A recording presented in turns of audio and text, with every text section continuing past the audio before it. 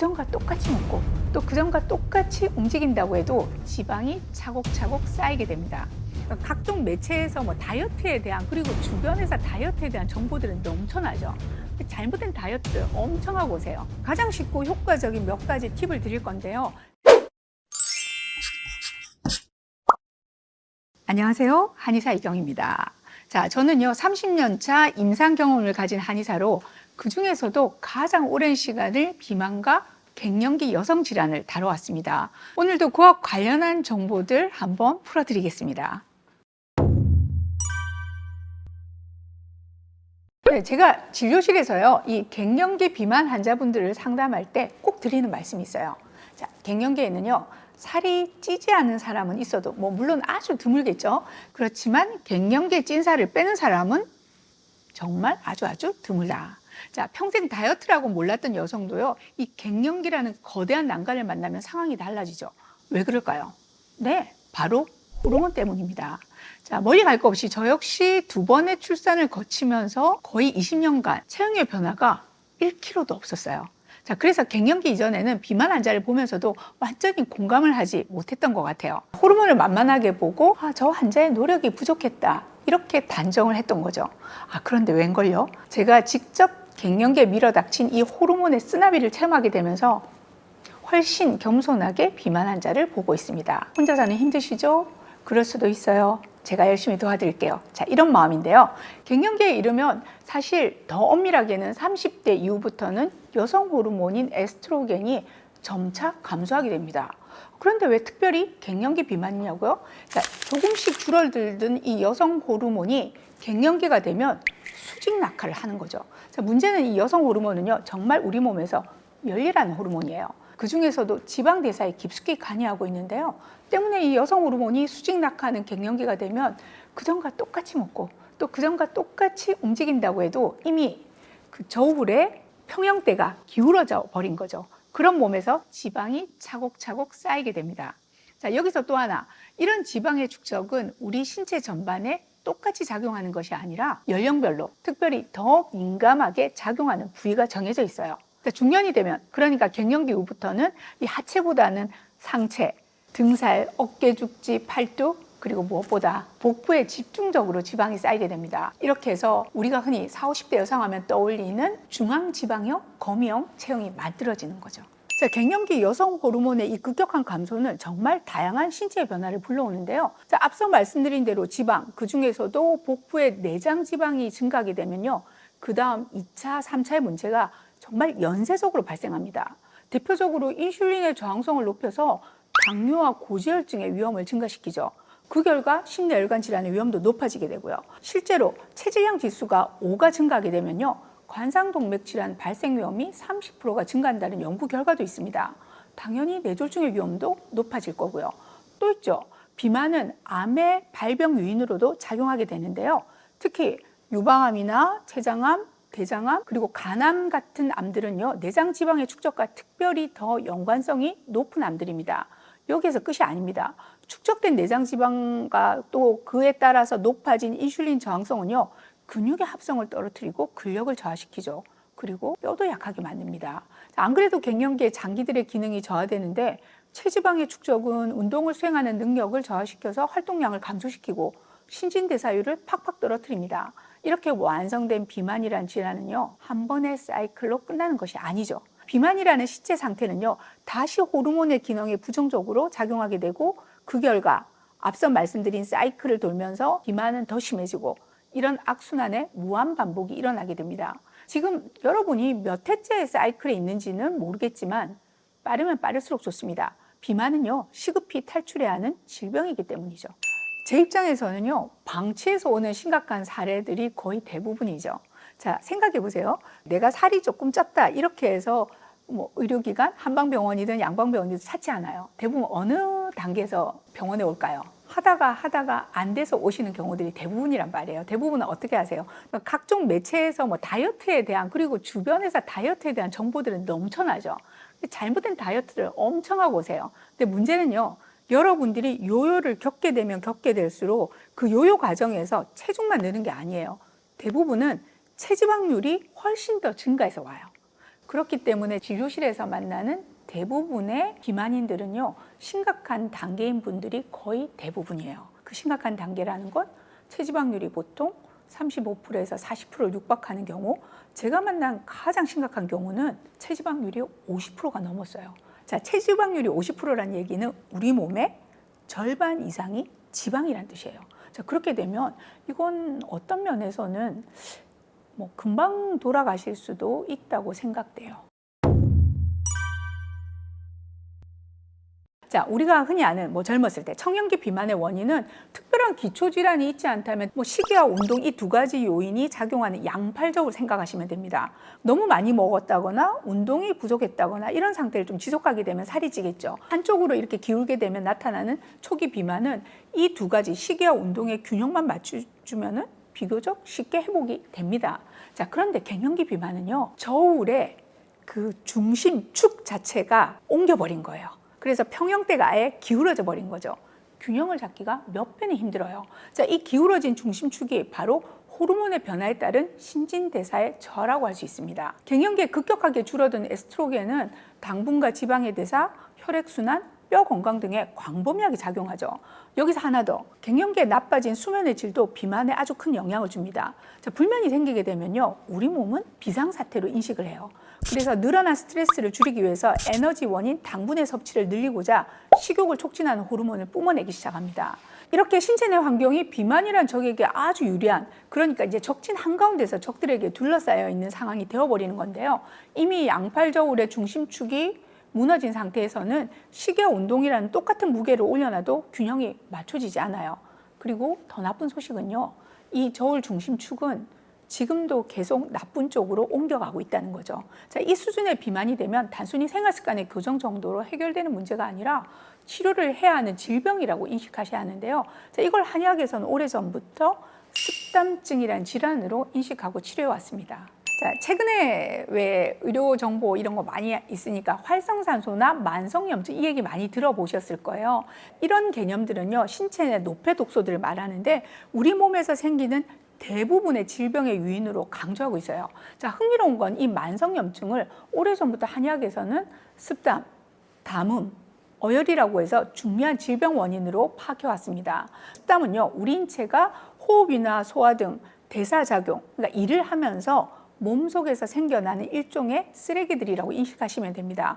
자, 이 노폐 독소들은 신체 활동의 결과물이지만 과도하게 쌓여서 처리되지 못하면 비만만이 아니라 암까지 각종 질환을 일으키는 독소로 작용을 해요. 우리 집에서 쓰레기 안 버리고 방치하면 어떨까요?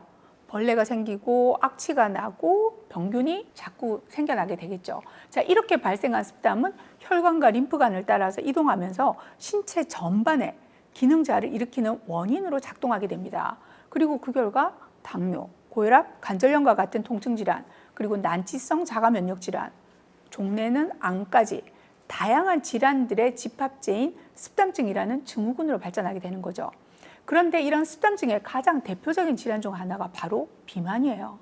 습담증으로 인한 비만은 단순 비만, 그러니까 아까 말씀드린 일시적으로 많이 먹어서 나타나는 비만이 아니라 호르몬의 변화와 같은 신체의 병적인 상태, 더불어서 노화와 함께 진행되는 악성 비만으로 인식하셔서요, 질병의 범주 안에서 해결해 주셔야 하는 거죠. 자, 습담이라는 이름 한번 생각해 볼까요? 습, 이거는 습사, 습기라고 하는데요. 그리고 담은 어떨까요?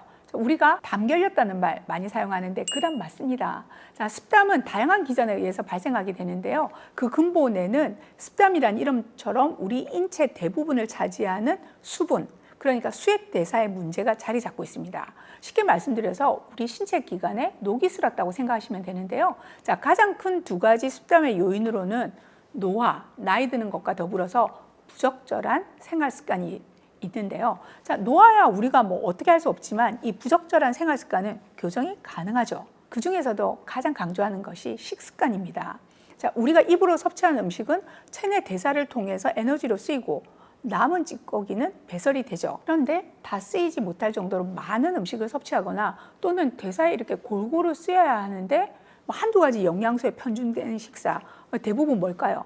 과도한 당분하고 지방일 거잖아요. 이런 시기를 유지하게 되다 보면 이 남아도는 에너지원을 우리 몸에서는 다시 지방이라는 형태로 저장하게 되고 이렇게 과도하게 쌓인 지방은 혈액이나 장기에서 습담이라는 병리적인 물질로 변질하게 됩니다.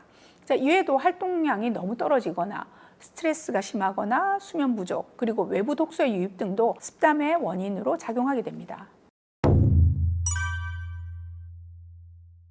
네, 습담증과 같이 이 여러 질환들이 모여서 나타나는 병증을 증후군이라고 표현하는데요. 자, 크게 5가지 증후들로 나눠 볼 수 있습니다. 자, 첫 번째는요, 부종입니다. 자, 습담은 아까 말씀드린 대로 본질 그 자체가 인체 내 수분, 수액 성분의 변질이라고 말씀드렸잖아요. 또 혈관이나 림프관을 통해서 이동하는 만큼 부종이 나타나기 쉬워요. 자, 내가 이유 없이 잘 붓고 몸이 무겁고 피로하다면 습담을 의심해 보셔야 하는 거고요. 자, 두 번째로는 통증입니다. 이 제자리를 찾지 못한 변질된 체액이 관절에 쌓이게 되면 관절통을, 근육을 침범하게 되면 흔히 말하는 왜 우리가 당 결렸다고 하는 게 근육통이거든요. 그런 근육통을 일으킵니다. 잦은 두통도 포함되고요. 자, 여기서 한 가지 특징은요. 우리 흔히 말하는 탱성관절염 있잖아요. 그런 경우는 뭐 오른쪽 무릎에 탱성관절염 또는 왼쪽 어깨에 탱성관절염 이런 게 있다고 하면 손상된 일정 그 부위만 아픈 거죠. 그런데 습담증의 통증은 여기저기 돌아다니면서 이곳이 아팠다, 저곳이 아팠다, 다발적으로 나타나게 됩니다. 자, 세 번째는요, 소화기 증상인데 앞서 말씀드렸듯이 습담의 가장 큰 원인은 부적절한 식습관이라고 말씀드렸잖아요. 따라서 위장관의 증상이 잘 나타납니다. 속이 더부룩하고 무엇보다 장내 유해균이 늘어나서 가스가 차고 설사나 변비, 복통이 빈발하게 되죠. 과민성 대장증후군이나 장누수 증후군 역시 한의학에서는 이 습담증의 영역에 속합니다. 네 번째는 피부 증상인데요. 이 앞서 세 번째 말씀드린 장 증상과 이어지는 증후로 이해하시면 됩니다. 각종 독소들이 장에서 재흡수가 되어서 혈류를 타고 온몸을 돌아다니는데요. 피부 조직으로 가서 염증을 일으키는 거죠. 그래서 건선이나 아토피뿐만 아니라 접촉성 피부염, 알러지 피부염 등 원인을 알 수 없이 반복되는 피부 질환을 일으키게 되는데 이거 역시 습담증의 중요한 한 가지 증후입니다. 마지막으로는요, 바로 비만과 만성 대사장애 증후군들인데요. 자, 2단계 비만은 쉽게 빠지지 않는 질환으로서의 악성 비만을 말하고요. 자, 이로 인해서 고지혈증이나 고혈압, 당뇨와 같은 대사장애 질환들이 발생하게 됩니다. 자, 습담이 독소라고 말씀드렸잖아요. 자, 이 독소를 배출시키거나 중화시키는 치료, 이걸 해독이라고 하는데요. 바로 이 해독이 답이겠죠. 해독에는 다양한 단계와 방법들이 있습니다. 가장 단순하고 쉬운 해독은 충분한 수분의 섭취라고 할 수 있어요. 자, 습담이라는 독소 자체가 혈관계를 통해서 이동하는 만큼 충분한 수분 섭취를 하게 되면 어느 정도는 체해 배출을 도와줄 수가 있습니다. 성인 기준 하루 8잔 이상 양질의 물을 충분히 마시는 습관은 독소를 미리미리 예방하는 좋은 방법이죠. 하지만 이미 습담증이라는 질환의 상태까지 이르게 되면 치료로서의 적극적인 해독이 필요합니다. 습담의 가장 중요한 통로가 되는 외부 음식을 차단해주고요. 또 이미 생겨있는 독소를 중화시키는 강력한 영양소와 수액들로 해독하는 과정에서 노폐 독소들이 효과적으로 배출되고 또 그 기간 동안 우리 몸의 장기, 특히 해독의 장기인 간 기능과 장내 환경이 개선됩니다. 더불어서 이 췌장의 회복으로 인슐린 저항성이 좋아지게 되고 혈관이 건강해지게 되죠. 해독요법은 현대인의 건강관리를 위해서 특히 제가 강조하는 치료법인데요. 자, 여기서 한 번 더 짚고 넘어갈 부분은 우리 민간에서 너무 검증되지 않은 다양한 방식들이 이 해독이란 용어를 같이 쓰고 있어요. 저도 그 환자분들과 상담하다 보면 굉장히 다양한 방법들을 들었는데 제일 대표적인 게 뭐 한 가지 음식만으로 그걸 계속 줄구장창 먹어서 독소를 중화시킨다고 하는 경우들 꽤 많아요. 그런 경우는 도리어 부작용이 훨씬 더 심각하다고 할 수 있습니다. 당부드리자면 해독은 꼭 전문가의 지도하에서 의료기관에서 시행하시기를 권고드립니다.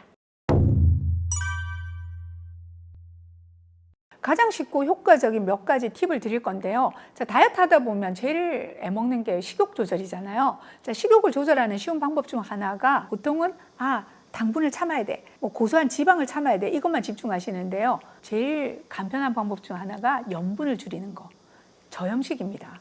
자, 이렇게 양념 줄이고 나면 맛이 없잖아요. 자, 소금의 양을 대폭 줄이는 대신에 이 줄어든 맛을 식초로 잡아주면 좋아요. 그리고 가능하면요, 조리 과정이 복잡하지 않은 요리법을 선택하세요. 제일 좋은 거는 그냥 씻어서 자연 상태 그대로 먹을 수 있는 것들이 좋죠. 뭐 채소들이 대표적인 걸 거고요. 해조류도 들어갑니다. 자, 한식의 식단에서는 의외로 장아찌나 조림이 많잖아요.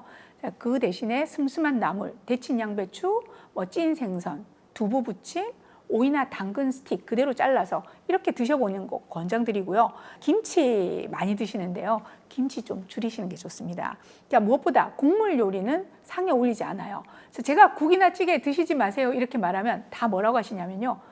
원장님 저 국물 안 먹고요. 건더기만 건져 먹어요 라고 답하시는데요. 자, 이미 그 채소나 그 두부는요, 염분에 푹 절여진 상태입니다. 또 직장인 분들은 외식에서 선택할 메뉴가 없다고 하시는데 저 비빔밥 추천드립니다. 단 이것도 약간의 팁이 필요한데요. 밥은 절반만 넣으세요. 그리고 고추장, 참기름 넣지 마시고요. 자, 이렇게 드시는 비빔밥은 다양한 채소의 섭취로 칼로리도 낮고 배는 또 오랫동안 부를 수 있습니다. 자, 나물 비빔밥, 회덮밥, 돌솥 비빔밥 등등등등 이 다양한 비빔밥들에 도전해 보시기 바랍니다. 자, 운동에 대한 팁도 드릴게요. 자, 흔히 다이어트를 위해 운동을 해도 살이 안 빠진다고 불평들 하세요. 자, 운동은 잘못이 없습니다. 운동의 강도를 체크해 보셔야 해요. 자, 운동은요, 숨이 차고 땀이 나야 합니다. 하루 종일 숨찬 일이 없었다면 비만뿐만 아니라 심장질환도 걱정하셔야 되는데요. 특히 갱년기시라면 중강도, 그러니까 숨이 차고 땀이 나는 신체 활동을 꼭 챙겨서 하셔야 돼요. 만약에 현재 적극적인 다이어트 중이라면 하루에 1시간 하시는 걸 꼭 권장드리고요. 체중 감량 성공 후에 유직이라고 한다면은 하루 30분 정도의 중강도 운동을 꼭 권합니다. 자, 마지막으로 제가 제일 강조하는 것 중 하나가 바로 수면이죠. 양질의 수면은 식이와 운동 효과 모두에 영향을 미칩니다. 그래서 저는 비만 치료를 할 때 꼭 불면증 치료도 함께 해요. 정상적인 수면이 이루어지지 못하게 되면 우리 몸은 에너지 대사를 대폭 줄여버리고요. 또 이상 식욕이 생기게 되고 우울해지고 신진대사도 저하되게 됩니다. 식이와 운동만큼 다이어트에 그리고 건강에 중요한 것이 수면이라고 할 수 있어요. 자, 근데 불면증 때문에 어쩔 수 없으시다고요? 여기도 팁이 있습니다. 자, 잠이 드는 시간은 내 마음대로 안 되잖아요. 불면증이니까. 근데 여러분 마음대로 하실 수 있는 시간이 있어요. 깨는 시간은 의지로 가능해요. 불면증을 개선하기 위해서는 우선 일정한 시간에 일어나는 습관부터 연습하세요. 오전 내내 침대에 있기보다는 과감하게 일어나서 아침도 드시고 운동을 한다면 어느새 고질적인 불면증도 좋아져 있을 겁니다. 물론 날씬한 허리도 따라옵니다.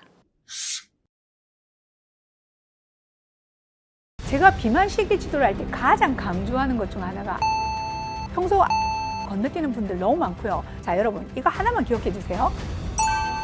살 빠지는 식사, 살찌는 식사.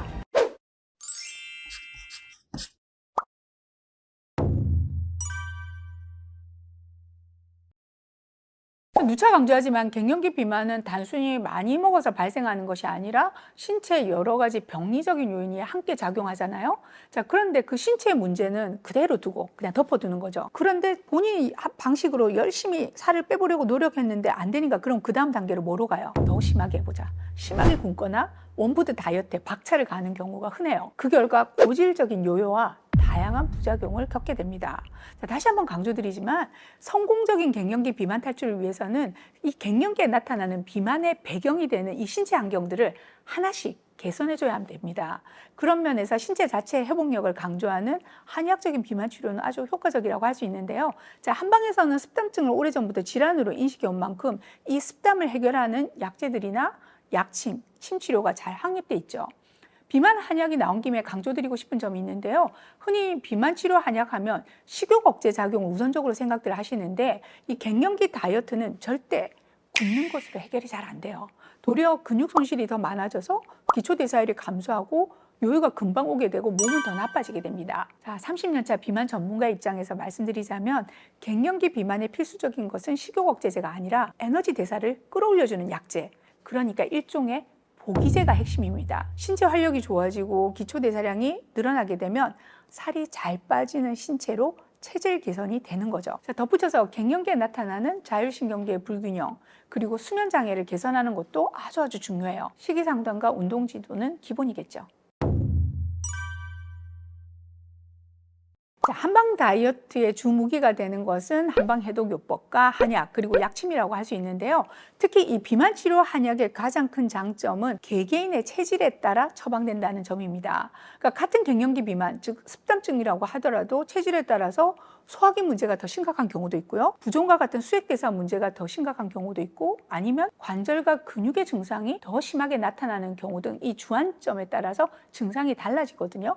자, 근데 비만 치료 한약은 이런 개개인의 체질을 고려해서 주된 치료약을 구성하고 여기에 갱년기 비만의 필수라고 할 수 있는 보기제들이 합방되는 거죠. 덧붙여 비만의 합병증으로 나타나는 다양한 증상 개선 역시 동시에 치료 가능하다는 점도 큰 장점이라고 할 수 있습니다. 습담증의 주된 5가지 징후들을 말씀드렸는데, 자, 이를 만약에 양방에서 치료한다면 어떨까요? 자, 내분비과 가셔야 되고요. 그다음 소화기내과 방문하고, 통증을 위해서 신경외과나 정형외과, 또 불면을 치료하기 위해서 정신의학과 등을 개별적으로 다 방문하셔야 돼요.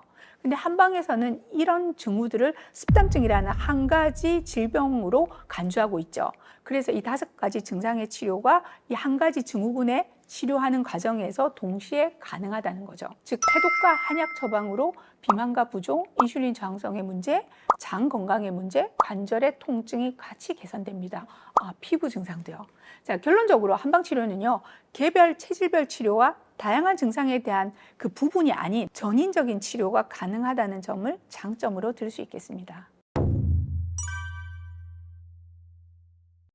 질문 중에 제일 많아요. 이제 비만에 다이어트에 도움되는 차를 어떤 게 있을까요? 이렇게 여쭤보시는 경우들이 많거든요. 자, 여기서 강조드리고 싶은 거는 절대 차는 치료제가 아니라는 점 말씀드리고 싶고요. 고도 비만이나 또는 호르몬 장애로 발생한 갱년기 비만은 전문적인 치료를 받으시는 게 바람직합니다. 자, 그러면 왜 차를 이렇게 제가 추천드릴까요? 3가지 정도의 효과를 가집니다. 자, 우선 첫 번째요. 당분의 경로 차단인데요. 자, 다이어트 식이 지도를 할 때 음료수의 관리는 아주 중요해요. 의외로 주스나 당분이 듬뿍 들어간 커피 등을 이런 부분만 관리를 해줘도 당분의 섭취를 팍팍 줄일 수 있습니다. 자, 이러한 음료를 적절한 한방차로 대체하면 살찌는 경로를 차단하는 효과가 나타나게 되죠. 자, 당분 차단만이 아니라 여기에 지방분해 효과를 가진 다양한 알칼로이드 성분까지 들어있다면 당연히 도움이 되겠죠. 자, 이게 2번째 효과인데요. 그 대표적으로 녹차가 있고요. 그 외에 이제 진피차라고 해서 쉽게 말하면 진피라는 거는 귤 껍질인데, 자, 이걸 그렇다고 일반적인 귤 사서 그 껍질 우려 드시면 절대 안 돼요. 농약 때문에 안 되겠죠. 자, 진피라고 해서 그 껍질 자체를 약재로 사용하는 것이 따로 있습니다. 이 진피차는요, 소화 기능을 돕고 습담을 해소하는 데 도움을 줘요. 습담증에 도움이 되는 또 대표적인 약재로는 율무도 있거든요. 단 시판 율무차는요, 드셔보시면 아시겠지만 당분이 너무 많이 들어있어서 도리어 다이어트에 해로워요. 집에서 직접 볶아서 차로 우려 드시길 권합니다.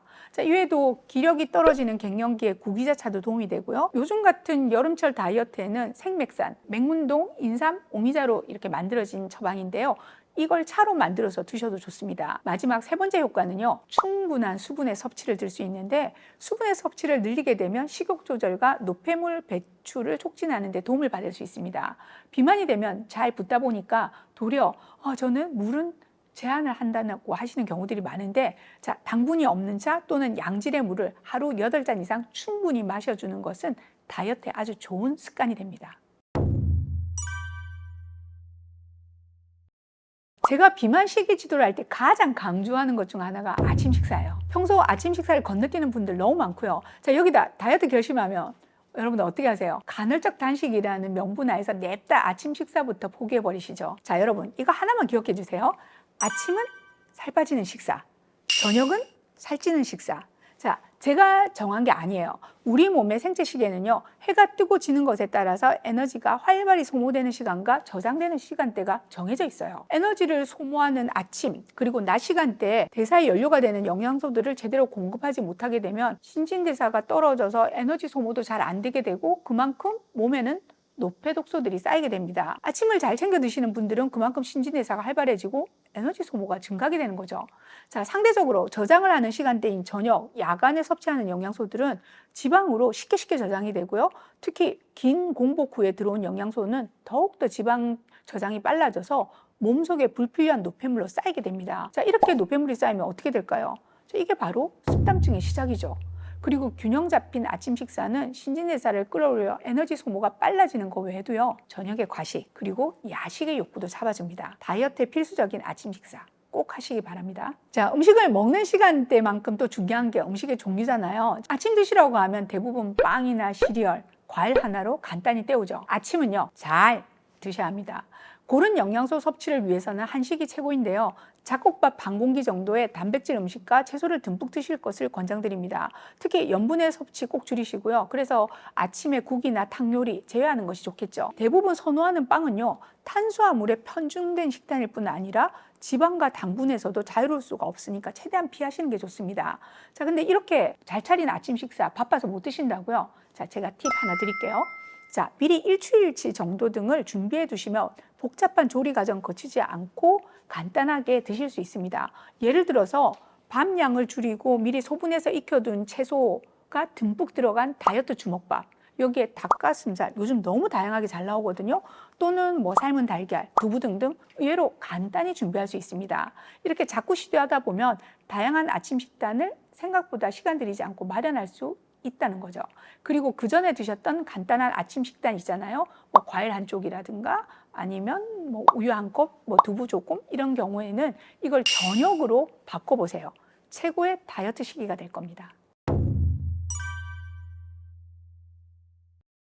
연골 중앙 위치에 기점이라는 혈자리가 있습니다. 자, 이름처럼 식욕을 조절하는 혈자리로 알려져 있는데요. 다이어트를 할 때 스트레스의 관리가 중요하잖아요. 쌓이는 스트레스를 그때그때 풀어주는 것이 필요한데, 자, 이때 좋은 혈자리도 알려드릴게요. 가볍게 이렇게 주먹을 쥐었을 때 손가락 한가운데 있는 자리인데 이 중간 손가락이 닿는 부위, 이 부위 혈자리가 노궁이라는 혈자리입니다. 이름을 풀이하면 피로가 쌓이는 곳이라는 뜻인데요.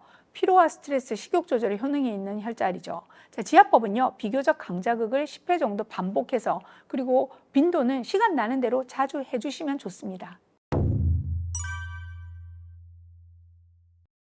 저도 진료실에서 자주 얘기 들어요. 자, 다이어트 한약의 부작용을 얘기할 때 주로 등장하는 것이 마항이에요. 자, 마항에는요, 에페드린이라는 성분이 들어있는데 이 에페드린은 지방세포 수용체에 결합해서 세포 내 지방산이 합쳐지는 것을 방해하고 에너지 대사를 증가시켜서 체지방 분해를 촉진하는 역할을 합니다. 그리고요, 식욕을 조절해줘요. 그래서 대표적인 비만 약제로 알려져 있는데 비만 치료약이 아니라 호흡기 질환에 다용되는 약제예요.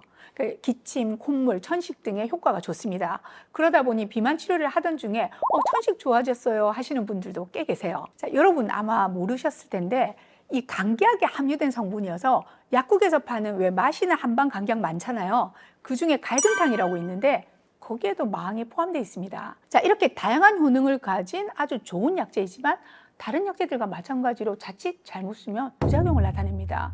자, 구체적으로 마항의 양을 과도하게 사용하거나 체질에 맞지 않게 쓰는 경우인데요. 마항의 식욕 억제 효과 때문에 일부 한의원에서는 비만 치료제로 사용 시 그러니까 편중되게 또는 이걸 과용량으로 많이 쓰는 경우들이 있습니다. 그리고 체질에 따라서 소양인과 같은 열 체질들이 마항을 복용하게 되면 가슴이 두근거리고 입이 바짝바짝 마르고 불면 등과 같은 부작용이 나타날 수 있어요. 자, 이런 이유로 마치 마항을 금기약 같이 생각하시는 경향이 있는데 체질에 맞게 적정량만 잘 사용하면 아주 좋은 약제입니다. 우선 모든 약은요, 자, 여기 영양제 포함되고요. 심지어는 음식까지도 대표적인 게 술이 있잖아요. 자, 이런 것들은 모두 간 손상에서 자유롭지는 않습니다. 간은 우리 몸을 지키는 해독의 장기로 외부에서 들어온 성분을 1차적으로 간에서 걸러내죠.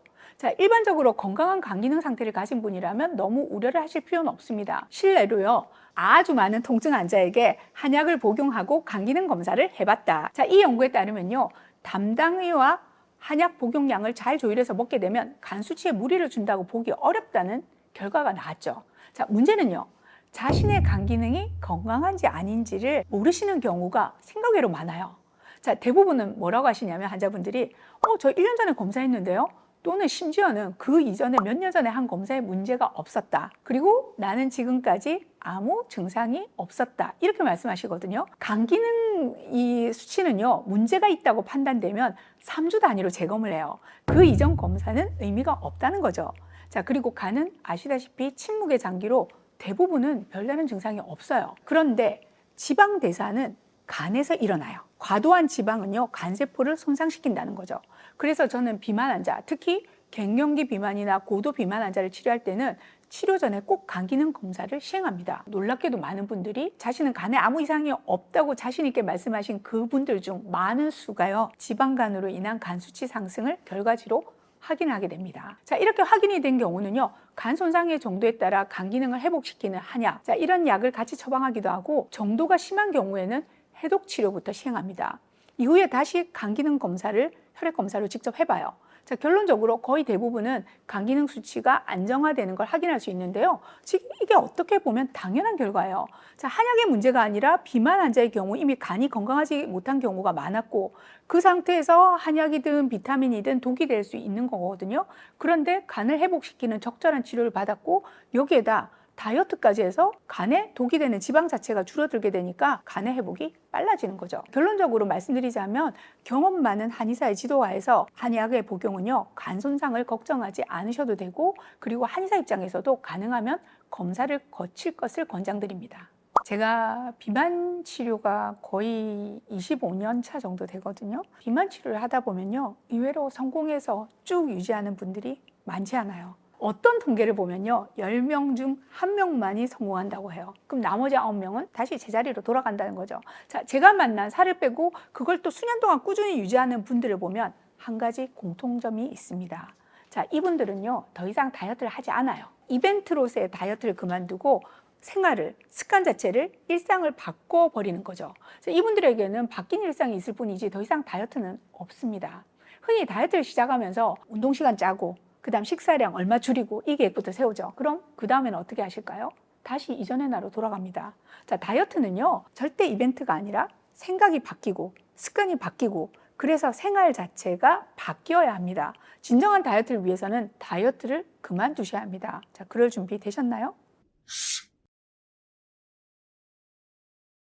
많은 분들이 아마 얼굴에 붓는 것 때문에 고민을 좀 하실 건데, 손가락을 3개로 붙여서 부분, 혹은 두 번째 손가락이나 엄지손가락으로 쪽을 꾹꾹 눌러주게 되면 눈이 굉장히 편안해지고 혈액순환이 잘 일어나서 독소가 빠지게 되고 얼굴도 작아지는 그런 효과가 있을 수 있겠습니다.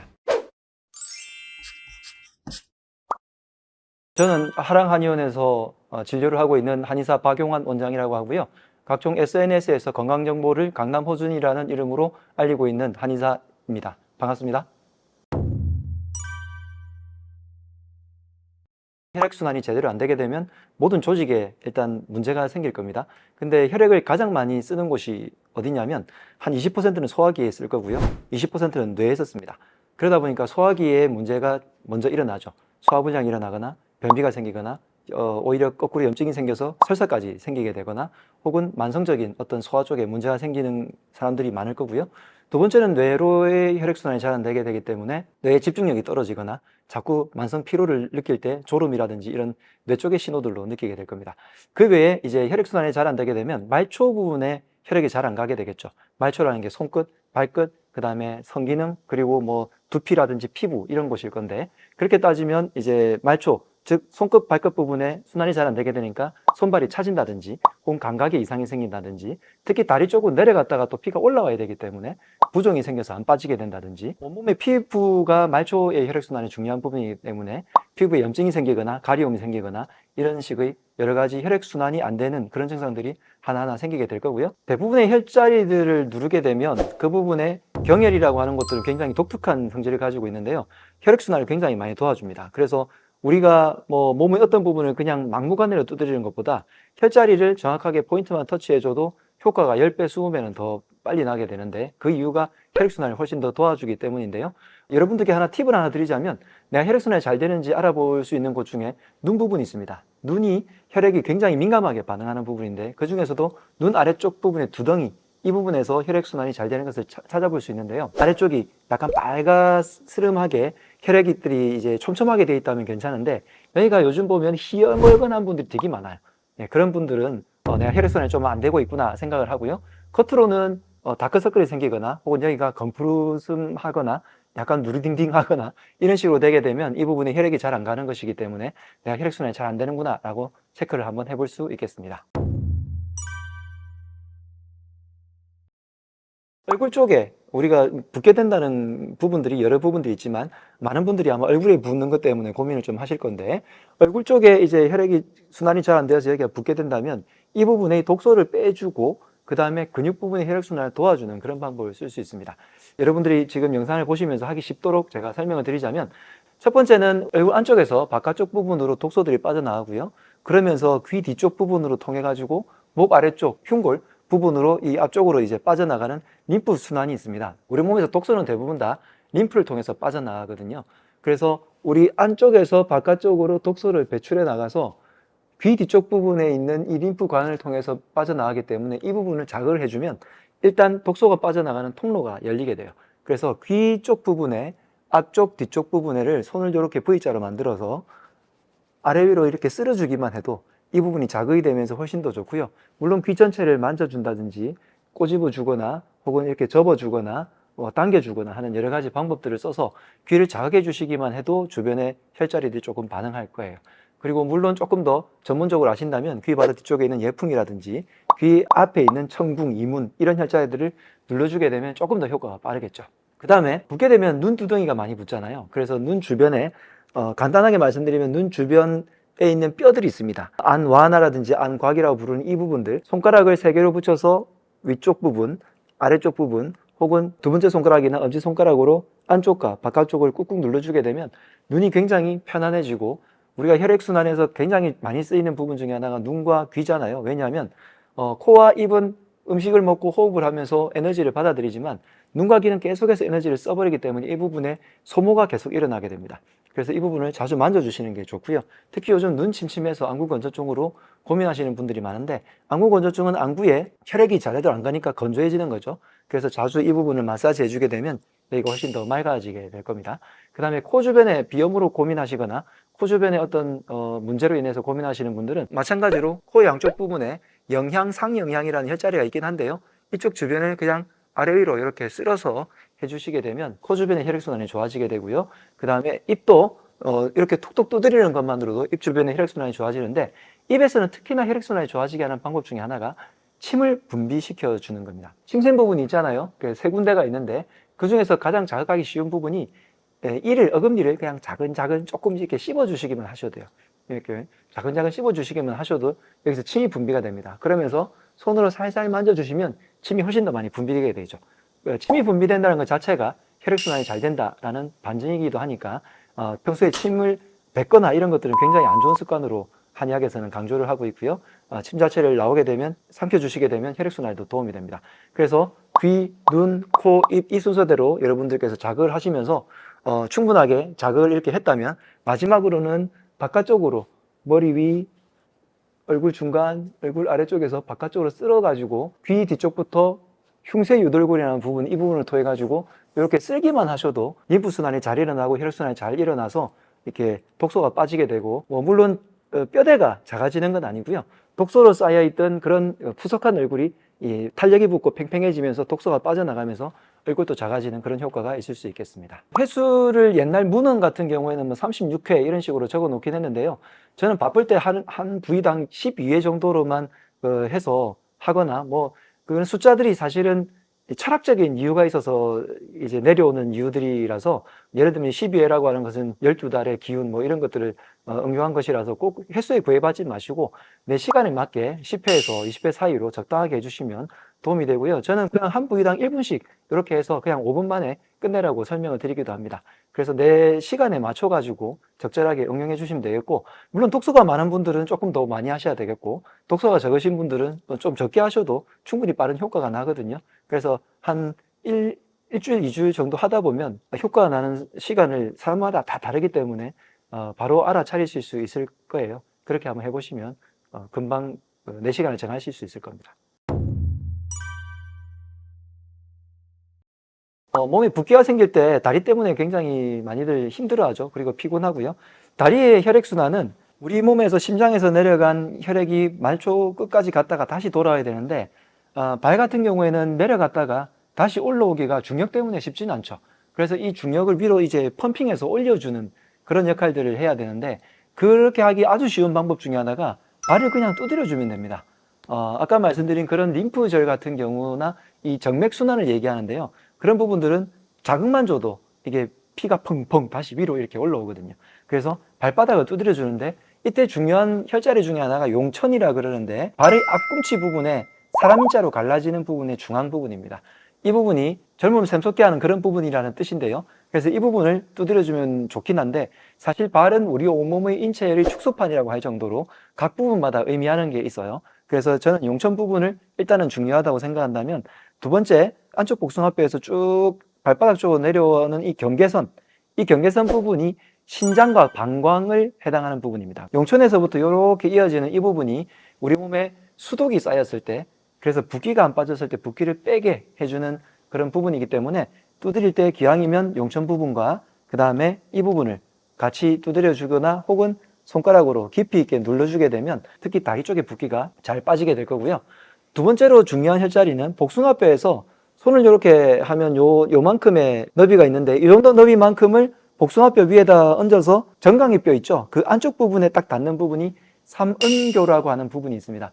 이 삼음교라고 하는 혈자리는 세 가지의 음적인 경락이 만난다는 뜻인데 간, 비, 신 이 세 가지 경락이 모여서 다시 퍼지는 어떻게 보면 교차로죠. 그래서 이 세 가지 부분, 즉 우리 몸에서 비위 기능, 간의 기능, 신장 기능 이 부분들이 안 좋게 되면 다리가 더 많이 붓게 되는데 이 부분을 한꺼번에 세 가지 경락을 한꺼번에 여기서 처치해 줄 수 있는 거죠. 그래서 이 부분을 꾹꾹 눌러 주시게 되면 좋은데 정강이뼈 안쪽 부분의 전체가 이 음경락들이 잘 지나가는 부분이에요. 그래서 삼음교 자리는 특히 더 중요하지만 특히 이 전체를 안쪽을 다 눌러주시게 되면 참 좋겠고 세 번째 중요한 혈자리는 승산이라는 혈자리입니다. 까치발을 들었을 때 종아리 부분 뒤쪽에서 마찬가지로 사람 인자로 근육이 갈라지는 부분 있잖아요. 그 부분인데 이 부분이 승산열 혈자리인데 발 아래쪽으로 피가 내려갔다가 다시 위쪽으로 올라갈 때 위쪽으로 피를 올려주는 천판 같은 그런 기능을 하는 곳이 있습니다. 그래서 이런 부분이 대장 역할을 하는 혈자리가 승산열 혈자리라서 이 승산을 이렇게 꾹꾹 눌러준다든지 그 사이 주변을 손으로 톡톡 친다든지 주먹으로 혹은 발목 펌프 운동이라고 해서 누워가지고 어떤 물체에다가 이렇게 둥근 물체에다가 두드리게 되면 그 부분이 자극이 되어서 피가 위쪽으로 팡팡 올라오게 됩니다. 그래서 이 세 부분을 여러분들이 잘 자극만 해주셔도 아래쪽에 다리 쪽에 혈액순환이 잘 되어서 붓기가 쫙 빠지게 되는 경험을 하실 수 있을 거예요. 팔 같은 경우에는 림프가 어디로 빠지냐면 겨드랑이 부분에서 빠져요. 그래서 겨드랑이 부분을 자극을 해주면 좋은데 보통 이제 겨드랑이를 이렇게 올린 다음에 손으로 톡톡 두드리는 방법도 있을 거고요. 혹은 저는 쉽게 할 수 있는 방법으로 주먹이나 혹은 테니스공 같은 마사지 볼을 겨드랑이 안쪽에 넣고요. 딱 이렇게 팔을 내린 다음에 내리는 것만 해도 여기가 자극이 되거든요. 손을 살짝 이렇게 닫으라고 말씀드립니다. 주먹을 넣고 이렇게 바로 하셔도 됩니다. 근데 깊이 조금 넣으셔야 되고요. 그러면서 이 안쪽에서 툭툭 하는 그런 느낌이 드는데 그때 한 5초 정도만 있다가 빼주시게 되면 림프가 일단 순환이 됩니다. 우리 온몸의 림프는 겨드랑이 부분에서 상당히 많이 빠져나가기 때문에 겨드랑이를 항상 이렇게 자극을 해주시면 도움이 되고요. 그 다음에 중부라는 혈자리가 있는데 어깨와 가슴이 만나는 골 부분에 중앙 부분에 딱 만나는 부분인데 여기가 폐기운을 담당하는 부분이에요. 근데 이 폐기운이기도 하지만 여기가 소흉근, 대흉근이 겹치는 부위이기도 하고 아마 라운드 숄더라고 해서 어깨가 말려 있는 분들이 많으실 거예요. 생활을 하다 보면. 그러다 보면 이 부분이 단축이 되어서 좁아져서 항상 굳게 됩니다. 그래서 이 부분을 만져서 풀어줘야 어깨가 좀 펴질 수도 있는데 여기에 림프 순환이 안쪽과 바깥쪽에서 이렇게 잘 일어나기 때문에 여기를 자주 눌러주시게 되면 어깨 부분의 혈액순환이 도움이 되고요. 팔 쪽 전체의 혈액순환에서 아주 중요한 부분이 목에 있습니다. 흉쇄유돌근이라고 부르는 여기 큰 근육 있죠?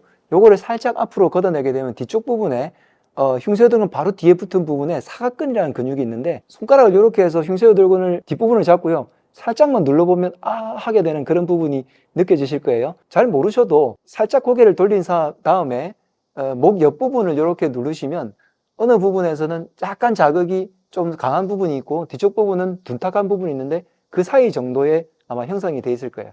그쪽 부분이 팔로 내려가는 신경들과 굉장히 큰 연관이 있고 목에서부터 팔로 내려가는 신경들이 다 연결되는 부위이기 때문에 이 부분을 살살 싸게 만지면 멍 떠들고 여기가 좀 부담스러운 자리입니다. 그래서 살살살살 이렇게 만져주는 것만 해도 팔 쪽으로 혈액순환이 상당히 잘 될 겁니다. 예, 옛날 사람들의 말로 따르면요, 우리 몸의 각 부분들을 계속 쉴 새 없이 만지게 되면 훨씬 더 혈액순환이 좋아져서 장수한다고 합니다. 특히 그래서 얼굴 부분을 자주 만지라는 이야기가 있는데요. 왜냐하면 다른 부분들은 두드리기도 하고 마사지라도 하는데 얼굴은 잘 안 만지게 되잖아요. 그래서 얼굴 부분은 요즘은 장수뿐만 아니라 미용적인 사랑하는 사람들을 만나서 내 얼굴에 보여주는 부분으로서도 많이 중요한 부분이니까 여러분들이 각 부분들을 마사지하고 이렇게 만져주는 것도 좋은데 이왕이면 조금 더 세밀한 부위를 조금 이렇게 익히시고 기왕이면 조금 더 혈자리를 익히실 수 있다면 그렇게 자극을 해주셔서 혈액순환을 훨씬 더 잘 도와서 우리 몸의 각 부분의 혈액을 잘 공급하게 되면 조직 부분들도 훨씬 더 좋아져서 더 건강하게 되실 거예요.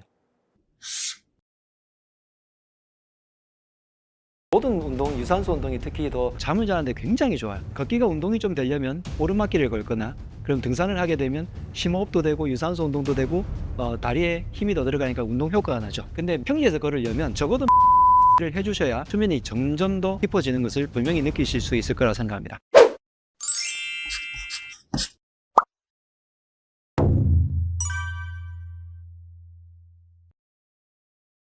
혹시 인생의 어떤 건강상의 문제든 아니면 인생의 어떤 문제든 고민되는 부분이 있으세요?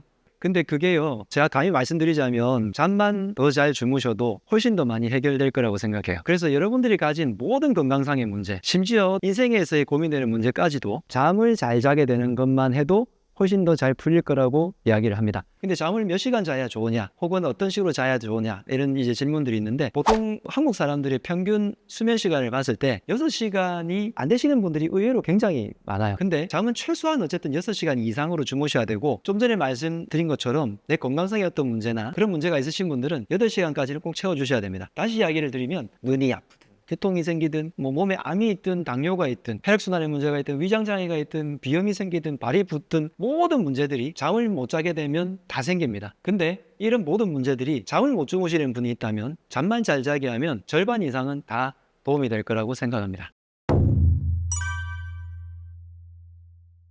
사실 잠이라는 것은 밤중에 뭔가를 하려는 분들이 되게 많습니다. 잠자리를 정비를 하고 그 다음에 밤에 따뜻한 걸 마신다든지 샤워를 한다든지, 사실 저는 이런 거는 하나도 소용없다고 말씀드립니다. 왜냐하면 자기 전에 뭔가 이런 행위를 하는 것 자체가 내가 잠을 자야지 하고 긴장을 자꾸 하게 만들거든요.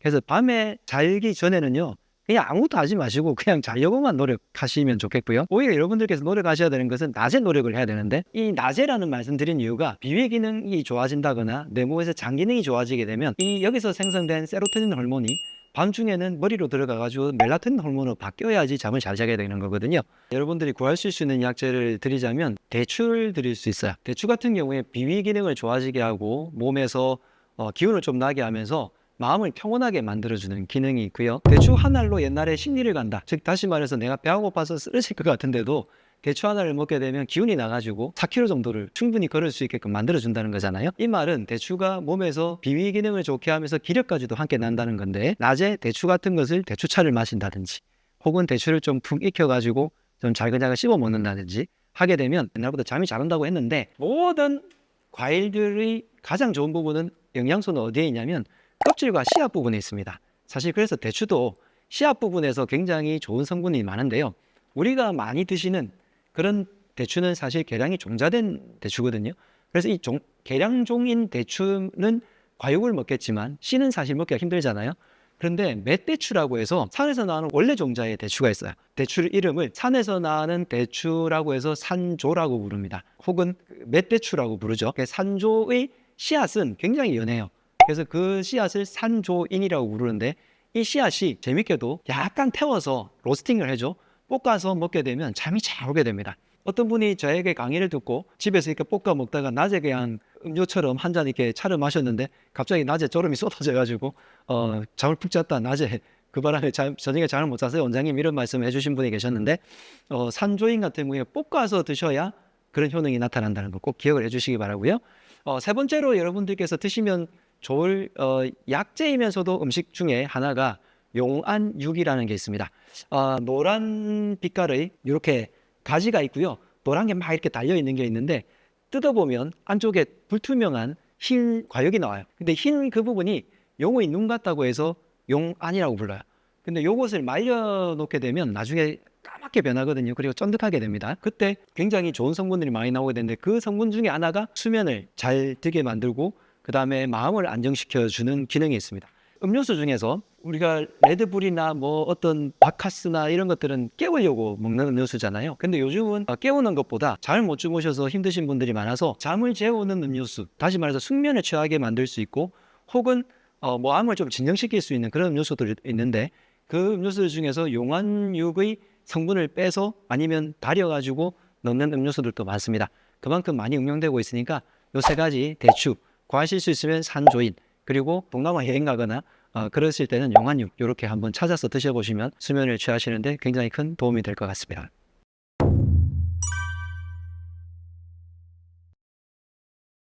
잠을 잘 오게 할 때 잠은 일단 두뇌에서 처리가 되고요. 두뇌에서 뒤통수 부분에 처리가 많이 되죠. 그래서 뒤통수 부분에서의 혈액순환이 좋아지게 되면 뭐 소위 말하는 멜라토닌이 좋아지거나 혹은 부교감 신경이 항진되거나 하게 되어서 잠을 훨씬 더 깊이 있게 만들어줍니다. 머리 뒤통수 부분에 후두하삼각이라는 부분이 있는데요. 뒤통수 부분에 그냥 손을 편안하게 가져다 대보세요. 뭐 아무 때 이렇게 되지는 않으실 거고, 머리 해골이라고 아주 딱딱한 부분과 목덜미 부분은 말랑하잖아요. 그 옆쪽 부분에 말랑하게 쏙 들어가는 부분이 있습니다. 그 쏙 들어가는 부분이 마치 삼각형처럼 생기지 않았나요? 그래서 후두 아래쪽에 삼각이라고 해서 후두 하삼각이라고 하는데, 이 부분이 머리 안쪽으로 들어가는 신경들이 분포가 해서 싹 올라가는 부분이에요. 그래서 여기를 자극을 가볍게 해주면 기분이 굉장히 좋아집니다. 만약에 여러분들의 아이나 혹은 누구라도 누운 상태에서 후두 하삼각을 이렇게 손을 가져다 대고요, 뒤에서 살살살살 이렇게 마사지 해주시면 기분이 좋아져가지고 해하고 빨리 잠드실 수 있을 거예요. 저처럼 이제 좀 톤의 기술이 있는 사람들은 이쪽 주변의 신경들 부분을 조금 건드려서 혹은 경추가 안 좋은 부분들을 맞춰서 잠을 훨씬 더 깊게 만들어 드릴 수도 있겠죠. 그래서 첫 번째는 후두와 삼각 부분을 만져주시게 되면 잠이 훨씬 더 깊이 오게 되니까, 누워서 이거는 이렇게 만져주시고 나서 호흡을 하거나 편안하게 만들어 주시면 되겠고요. 그러기 전에 또 한 군데 있습니다. 바로 발바닥 부분입니다. 제가 혈액순환 편에서도 말씀드렸는데요, 발에 있는 피로를 풀어주고 혈액순환을 도와주는 데 굉장히 중요한 역할을 하는데, 발바닥 부분을 많이 두드려줘서 혈액순환을 좋아지게 하면 발이 따뜻해지면요 잠이 훨씬 더 잘 오게 되고, 발에서 우리가 호르몬적으로 신경적으로 발이 따뜻해지고 만족감을 느끼게 되면 몸이 굉장히 편안해지는 걸 느낄 수 있거든요. 그리고 발이 따뜻해져서 혈액순환도 잘 되게 되고, 발에 있는 혈액순환이 몰리게 돼서 피로가 풀리게 되면 머리의 피로도 같이 풀리게 되고 머리가 굉장히 편안하게 느껴집니다. 그래서 발바닥을 많이 두드려서 자기 전에 오른쪽 100번, 왼쪽 100번 이런 식으로 두드려 가지고 발바닥에 열을 조금 나게 해주는, 잠이 잘 안 오시는 분들은 500번 정도도 두드려 가지고 그렇게 자극을 해주시면 좋고요. 발을 자꾸 자극해 주시는, 다리 부분을 자극해 주는 운동이나 활동, 그리고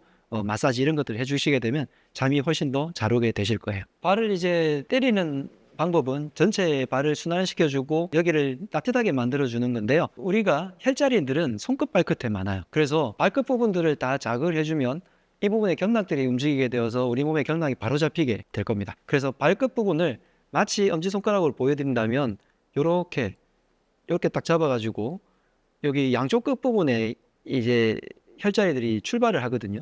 그래서 이 부분을 자꾸 자극을 해주시면 도움이 되니까 발도 그렇게 잡아서 자극을 해서 각 발가락마다 이렇게 한 1분씩 자극을 하나씩 해주시게 되면 몸 아래쪽에 있는 음경락들이 자극이 되어서, 음경락들이 자극이 되면 우리 몸에서의 기운이, 음적인 기운들이 더 좋게 될 거고요.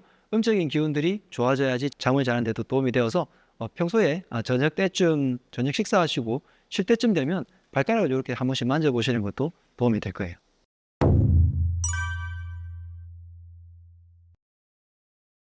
모든 운동, 유산소 운동이 특히 더 산소를 공급을 해서 뇌에도 산소를 공급해 주니까 좋기는 한데요, 첫 번째 맨발 걷기 운동이 잠을 자는데 굉장히 좋아요. 걷기가 운동이 좀 되려면 오르막길을 걷거나, 그럼 등산을 하게 되면 심호흡도 되고 유산소 운동도 되고 다리에 힘이 더 들어가니까 운동 효과가 나죠. 근데 평지에서 걸으려면 적어도 맨발 걷기를 해주셔야 발에 자극이 굉장히 많이 가요. 제가 아까 발바닥 두드리기를 말씀드린 것처럼 발에 자극이 가면서 땅의 기운이 우리 몸에 접촉이 되면서 이 몸에서 반응을 하는 아주 좋은 이점들이 많습니다. 처음에는 암 환자분들이 많이 걸어서 암이 나왔다는 뭐 이런 말이 있을 정도로 그런 효능이 있다면 건강한 사람들이 먼저 해서 예방해야 되지 않을까요? 그래서 전립선 분들이 나왔다, 탈모가 나왔다, 뭐 온갖 희한한 말들이 있는데, 그 중에서 저는 많은 분들이 대중적으로 꼭 효과를 보시는 부분이 있다고 한다면 이 수면 부분이거든요. 수면이 훨씬 더 깊어집니다. 그래서 맨발 걷기를 조금 하루에 20분이든 40분 정도 사이로 실천하시라고 말씀드리고 싶고, 옛날에는 이렇게 말씀드려도 하기가 힘들었는데 왜냐하면 산이나 가야 했었거든요. 근데 요즘은 맨발 걷기가 열풍이고 많은 곳에서 좋다는 것이 알려지고 저 같은 사람이 강의를 하면서 계속 강조를 하다 보니까 온갖 지자체 여러 공원에서 맨발 걷기 공원을 다 조성해놨어요. 환자분 중에서도 제가 맨발 걷기를 하니까 어디서 하는지 모르겠다고 하시길래 어디 사시죠? 그 지역 이름 적고 맨발 걷기 치니까 바로 나오더라고요. 여러분들 주변에서도 그런 공간을 쉽게 찾아보시면 아마 하실 수 있을 거고요. 물론 이런 거는 야외에서 해야 되는데 집안에서 할 수 있는 아주 좋은 운동 중에 하나가 요가 자세 중에서 절하는 동작들입니다. 우리나라에서는 예법으로 남자들끼리 서로 인사를 하잖아요. 그 절하고 똑같습니다. 그렇게 한 100번 정도를 해주시게 되면 한 2, 3주 있다가 경미한 수면 불량 정도의 분들은 수면이 점점 더 깊어지는 것을 분명히 느끼실 수 있을 거라고 생각합니다. 그래서 이 두 가지 운동 강추드리고 싶습니다.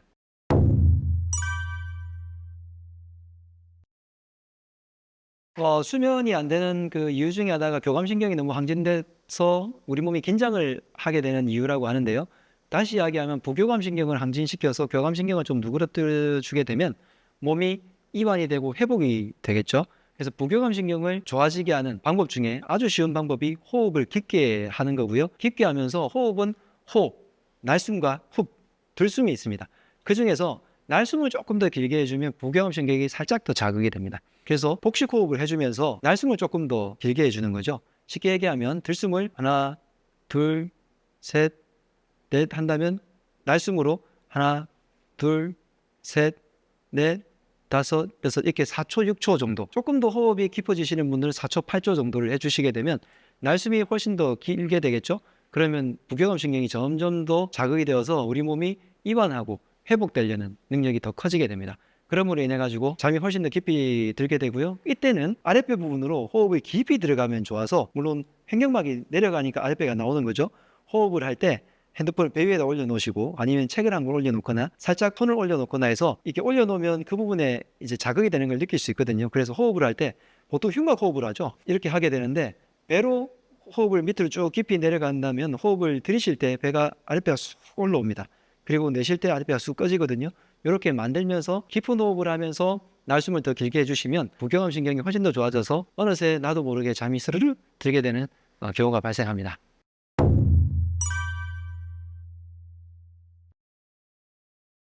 누구나 다 아시는 건데 뭐니 뭐니 해도 화면을 자기 전까지 보는 거죠. 블루라이트라고 하기도 하고요. 어쨌든 사람은 주광성인 동물이기 때문에 해가 뜨면은 일어나고 해가 지면 자는 것을 DNA가 녹아져 있다가 이 전구가 발명되면서 자꾸 이제 밤늦게 놀게 되죠. 어쨌든 밤에도 빛이 이렇게 들어오게 되면 빛을 감지하는 송가체 부분이라고 하는데, 빛을 감지하는 부분이 뇌가 이제 깨게 돼요. 그러다 보니까 화면에 있는 이런 빛이 눈을 통해서 아니면 이 부분을 통해서 딱 들어오게 되면 자꾸 각성을 일으키게 됩니다. 그래서 TV를 보거나 TV를 켜놓거나 화면을 보면서 잠을 자려고 하는 것들은 최악의 습관이 될 수 있겠고요. 두 번째로 잠이 잘 안 드시는 분들 같은 경우에 제가 아까 말씀드렸는데 잠이 안 든다고 해서 잠이 들기 직전에 자꾸 긴장을 해서 뭔가를 자꾸 하려고 해요. 따뜻한 물에 샤워를 하거나 물론 나쁘진 않습니다. 그런데 그렇게 하는 습관이 잘못하다 보면 오히려 나를 더 긴장되게 만들 수도 있다는 거를 아시고 하시면 내가 긴장을 풀고 해야지라는 생각을 하시겠죠. 그래서 간혹 가다가 어떤 분들은 이런 걸 준비하면서 있잖아요. 막 아로마를 위에다가 피우고 뭐 따뜻한 우유 같은 걸 데워놓고 하면서 점점 더 긴장을 한다고 하더라고요. 나 어제 잠 못 자면 어떡하지? 이런 생각을 하시는 거. 그래서 잠을 못 자는다는 생각 자체를 버려주시는 게 좋겠고요. 그래서 영국에 있는 어떤 학자, 그 수면학자 같은 경우에는 그냥 누워가지고 잠이 올 때까지 눈을 그냥 무릎 뜨고 그냥 끝까지 참으라고 해요. 그런 말이 있을 정도로 잠에 대해서 너무 강박을 안 가지시는 게 좋지 않을까 생각이 듭니다. 근데 잠에서는 저는 무엇보다 중요한 건 낮에 행복도라고 생각을 하고요. 낮에 소화기관이 좋아지고 장 기능이 좋아지고 내가 하루 종일 행복했던 기억들이 있으면 밤에도 훨씬 더 잠이 잘 들게 될 거고요. 어릴 때 우리가 생각해보면 긴장도 별로 없죠. 다음날 기대가 되죠. 소풍도 가야 되고 학교에 친구들도 만나야 되고 좋은 일이 더 많으니까 잠에 깊이 일찍 들게 되잖아요. 근데 나이가 들고 어른이 될수록 긴장하고 스트레스 받고 그것 때문에 잠을 못 자는 거 아니겠습니까? 아마 잠 못 자는 분들도 진료를 해보면 진료하다가 중간에 여행 가시잖아요. 여행지에 가서는 다 잘 잔다고들 하세요. 네, 그래서 긴장을 풀고 스트레스를 풀고 내가 가서 마음껏 편안하게 먹고 이런 것들이 밤에 잠을 더 잘 자게 만드는 최고의 비법이 아닌가 생각이 듭니다.